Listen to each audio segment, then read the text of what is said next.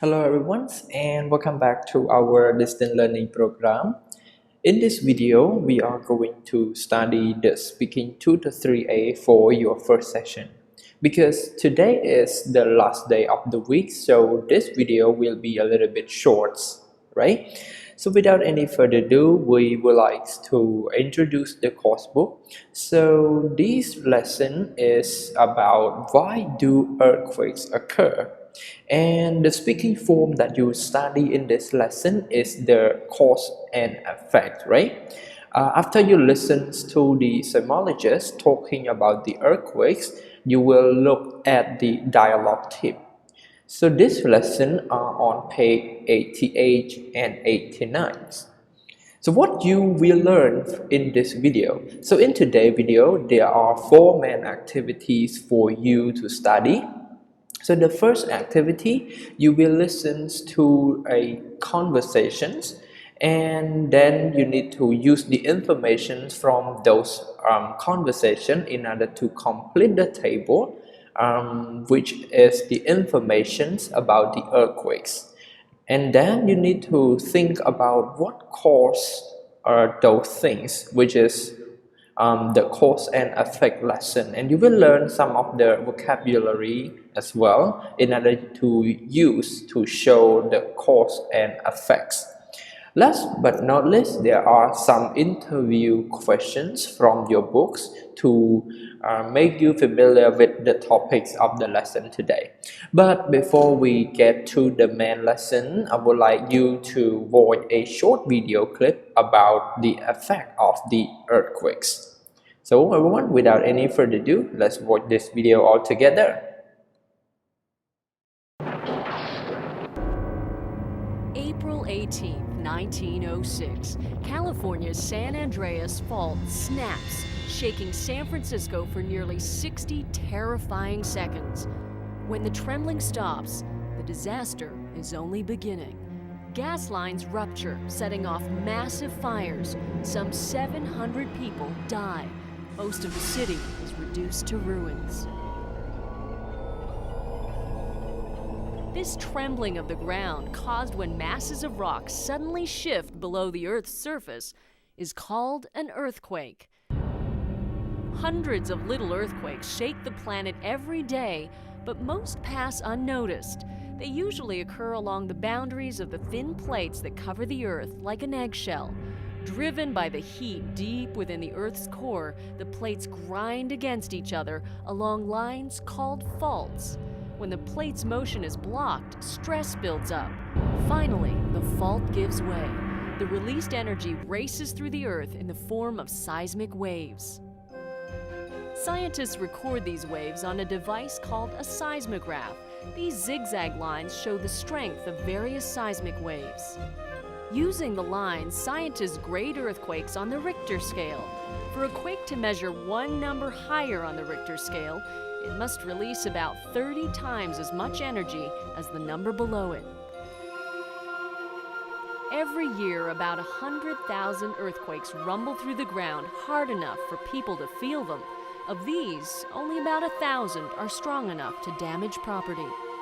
But a powerful earthquake can be devastating. On average, about 10,000 people die each year as a result of earthquakes.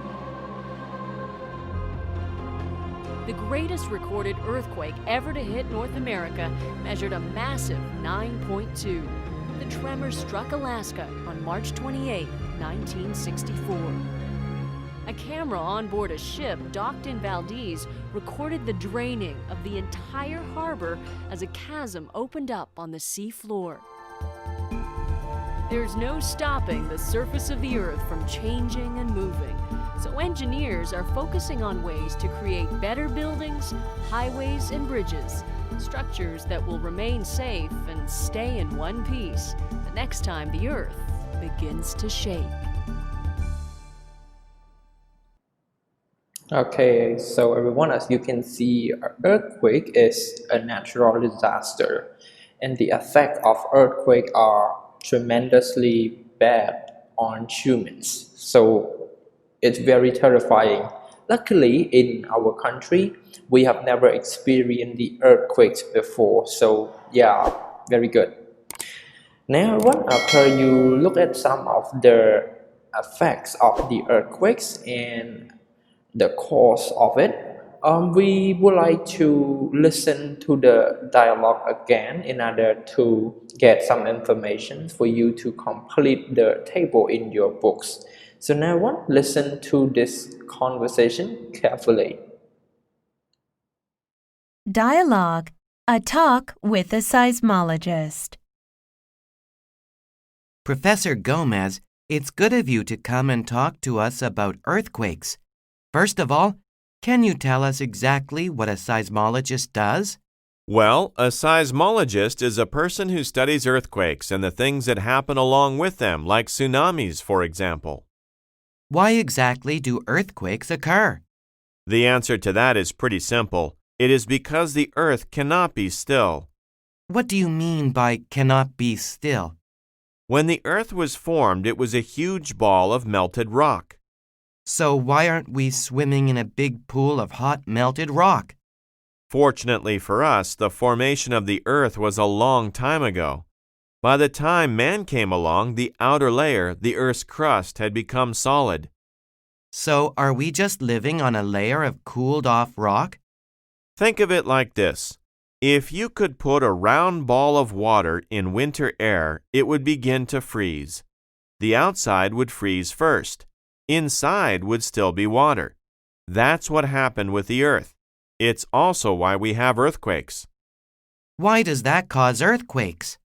Just like the water inside the ball, the melted rock or magma in the earth is in constant motion. The magma pulls and pushes on the crust where we live, and that's how earthquakes happen. That's pretty easy to understand. Thank you for talking to us. The pleasure was all mine. Okay, so that's it for the conversation. But everyone, I would like you to look at this picture. This picture is the information recorded by a special machine, and this information recorded based on the motion of the earth. When the earth moved, the machine recorded the vibrations, and they noted down in the line like this. So the bigger the line, it shows us the possibility or the high possibility that there will be the earthquake. So here the very big fatty line, it shows that this movement is very strong, so it most likely the earthquakes here. So everyone, after you listen to the conversation, in this conversation the professor mostly talk about the cause and effects in his speech. So let's look at the first information. The cause is that the earth cannot be still. What are the effects when the earth cannot be still? Sure, the effects of this is an earthquakes. We experience the earthquakes, and we also have the day and night. As you know, the earth traveling around the sun, and it traveling around itself as well. So the earth cannot be still. So these are the effects of the earth, which cannot be still. The other informations, the earth was formed many years ago. So the result of this, or the effects of this, the outer layer had time to cool off and become solid. The outer layer of the earth became solid. What are the effect of this? We do not live in a big pool of hot melt rock.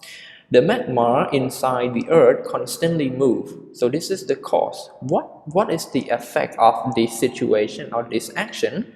So the cause is the crust is pushed and pulled by the magma, which cause the earthquakes.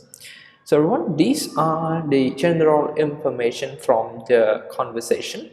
And if you look at this slide, there are some useful words that signal the effects or the cause. So if you want to talk about the effect of something, here are the words that you can use in order to express those effects. We have the word as a result, as a consequence, therefore, thus, consequently, hence, so, to result in. All these words used to emphasize the effect of some things. And these words are used for the cause. So if you want to show the cause, you need to use for, because, since, as, to result from, to be result of, due to. Let's say we have the earthquakes due to the motion of the earth. So the motion of the earth is the cause, okay? So these are the words that you should remember in order to quickly spot the cause and effects in your reading as well as in your listenings. So everyone, after you know all the word and understand a lot about the cause and effects of the earthquakes, so what can you think of this sentence? What are the cause of this? Imagine one day you see your friends and they have a black eye. And he told you, I have a black eye. What caused this? What do you think? Or your friends told you he or she missed his or her doctor appointment.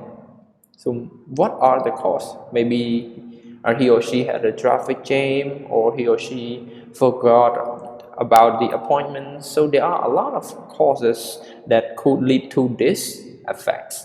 Last but not least, as you can see, my sister is in the hospital. So what are the causes that lead your sister or my sister to go to the hospital? So these are something that you can think of, and it's very easy. Now everyone, in your book there are some of the interview questions. So this question will lead you to start a conversation. Imagine if you are studying in a classroom.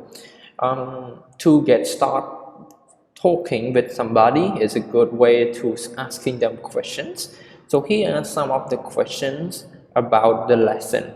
So there are 4 questions. The first one, where is the conversation taking place? What is geologist, right? So this one is a little bit new term. As you already learned this, Seismologist, which is the person who study the earthquake. Geologists are the person who study the geography. Why exactly do earthquakes occur? I think you get the answer to this one. And have you ever experienced an earthquake? Luckily, we are living in Cambodia, no. But if you are living in Japan, those countries, they experience a lot of tsunami, they experience a lot of earthquakes. So that's it for our first subject for today. But before we end the class, let's recap what we have learned from this video. So in this video, we have listened about the earthquakes and watched some of the effects that caused by the earthquakes. Last but not least, there are some words that you can notice in order to see the cause and effects in the listening as well as in your writing. So that's it for the video lesson today, and I hope to see you again in the next video, and we will study the writing breakthrough in the second sessions. Now, goodbye.